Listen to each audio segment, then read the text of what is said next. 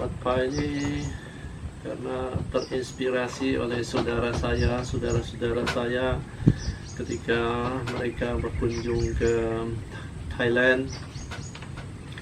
Jadi terinspirasi pada tahun mereka ke Thailand tahun 2015 ya, lebih kurang begitu. Kemudian tahun 2016 mereka terinspirasi untuk bangun Wat Pa Banten seperti yang ada di Thailand sana. Gitu. Ya, pada tahun, karena bangunnya tidak begitu lama, ya masih di tahun 2016, ya sekitar bulan Oktober ya 2016 ya Wat Pa ini diresmikan. Walaupun pembangunannya itu belum selesai semua, tapi penggunaannya sudah diresmikan pada bulan Oktober 2016. Wat Pa Banten itu artinya, Wat itu kalau bahasa Thailandnya adalah wihara, gitu ya. Banten itu bantu perkampungan ya, atau desa atau perkampungan.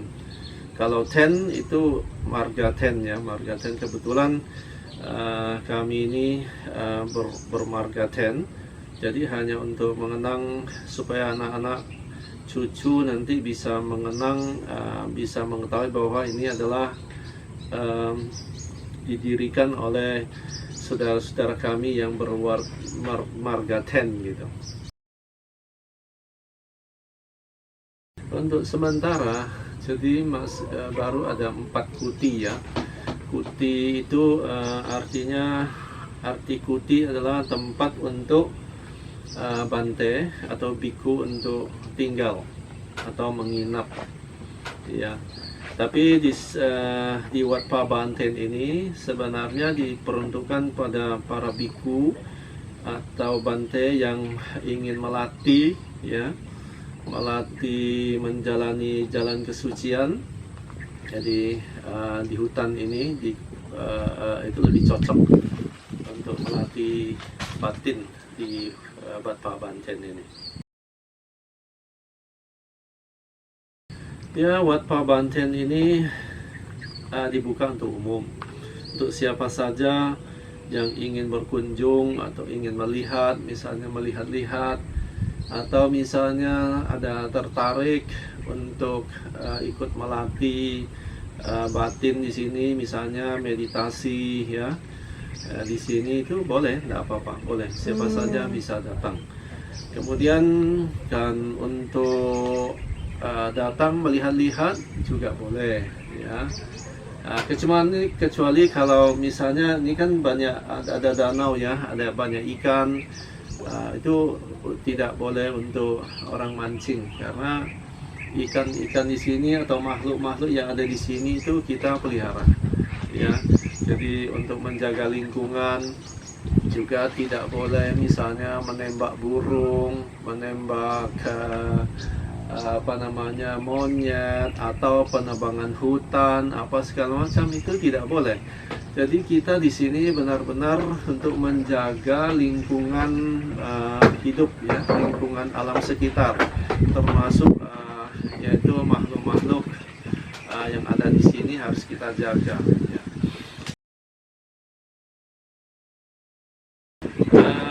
Sebenarnya seperti kita ketahui bahwa Buddha mengajarkan kita untuk memurnikan kita punya batin ya, harus di tempat yang sunyi. Itu kalau di tempat yang ramai biasanya susah untuk melatih batin ya.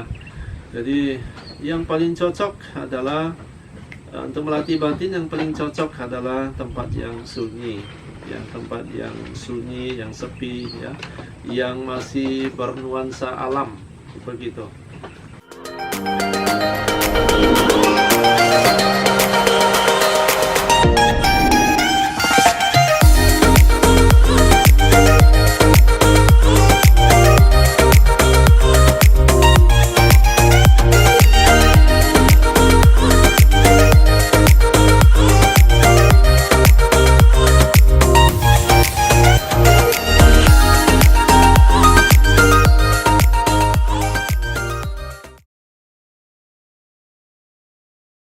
Saya di sini datang dari tanggal 21 Mei. Nanti akan berakhir tanggal 15. Jadi kalau keuntungan seseorang tinggal di alam terbuka, dia bisa banyak belajar, baik dari alam terbuka ini maupun dari dalam diri dia. Di dalam diri dia itu nanti waktu pas dia di dalam kesendirian, sewaktu pas malam sendirian, nanti akan timbul kegelisahan, rasa takut yang belum pernah muncul untuk dipelajari, untuk disadari. Ya. Jadi banyak manfaat tinggal di alam terbuka. Nah, selain memang suasananya hening, cocok untuk orang yang buat melihat ke dalam. Ya. Jadi selain hening, cocok juga untuk belajar melihat kekotoran batin kita.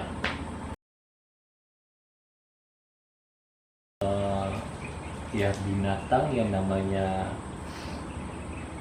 ada di sini, ada dari bangsa kera ada 4 jenis.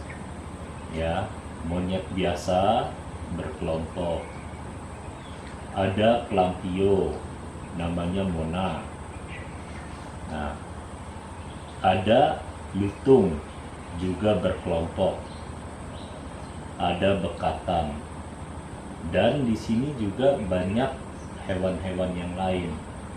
Mungkin kadal kecil, biawak, ular, bahkan mungkin buaya. Nah, gitu. Dan jadi ada, mudah-mudahan dengan kita tidak menyakiti makhluk, dengan kita memancarkan cinta kasih, dan kita tidak terlalu dekat dengan habitatnya, mudah-mudahan tidak ada gangguan. Dan selama ini sih tidak ada gangguan, biasa-biasa. Jadi memang interaksi antara alam dan manusia. Nah, gitu.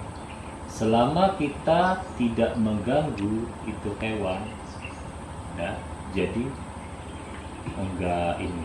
Dan harus juga waspada, karena namanya hewan itu dia hanya mengandalkan naluri. Dia susah untuk berpikir, susah. Ya, jadi dia pokoknya hanya mengandalkan naluri. Walaupun hewan itu sudah jinak, kita harus tetap waspada. Ya. Jadi kita selain kita harus hati-hati, ya, dan umumnya hewan yang saya sebutkan seperti kera, dia nggak begitu terlalu mengganggu. Nah, gitu. Kecuali dia akan liar kalau seandainya melihat makanan, dia baru liar.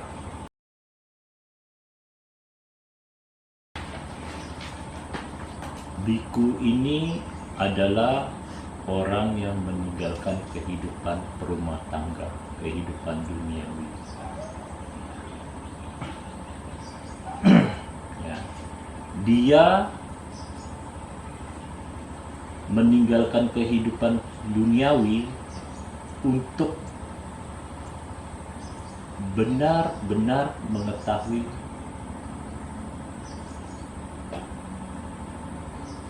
untuk agar benar-benar mengerti apa tujuan kita hidup di sebagai manusia ini. Kemudian dia tidak akan menyia-nyiakan kehidupan kehidupan dia sebagai manusia, dia akan senantiasa, ya, dia akan berusaha melihat ke dalam. Dia pengen tahu sebenarnya sumber penderitaan ini apa sih? Kenapa ada manusia yang bahagia? Kenapa ada yang menderita? Kenapa ada manusia yang walaupun kalau kita lihat kebutuhannya semua tercukupi, tapi tetap masih menderita batin? Kemudian setelah dia mengetahui arti penderitaan itu, dia akan mencari sebabnya. Setelah mencari sebabnya, dia akan berusaha untuk sebabnya itu untuk tidak dilakukan agar tidak menderita. Nah, jadi seperti itu. Ya. Terus dia berlatih mengembangkan batinnya agar suatu saat penderitaan ini tambah. Ya. Kalau kehidupan sehari-harinya sebagai seorang biku itu ngapain aja? Kehidupan sehari-hari seorang biku, yang pasti biku kalau sudah, jadi dia hanya boleh makan dari jam 6 pagi sampai jam 12 siang. Bukan jam 12 siang, tengah hari. Tengah hari di sini selalu berubah-berubah, jadi nggak bisa patokan jam 12 siang. Kadang jam setengah 12 sudah tengah hari, matahari sudah di barat. Jadi dia boleh makan begitu matahari terbit, kemudian batas waktunya sampai tengah hari, ya. Jadi bukan dari jam 6 pagi sampai jam 12, bukan. Matahari terbit sampai tengah hari. Nah, setelah itu sudah tidak boleh makan lagi, hanya boleh cairan aja. Nah, minuman saja. Nah, gitu. Kegiatan sehari-hari sebagai seorang biku, membersihkan tempat tinggalnya juga.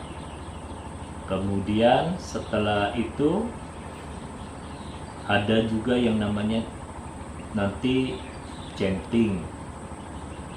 Chanting itu mungkin kayak kebaktian, ya, karena orang mungkin ngerti kebaktian itu apa.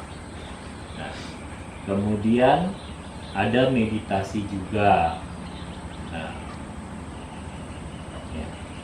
Jadi kemudian ada belajar juga, belajar tentang Dhamma Sampatagata. Nah, seperti itu.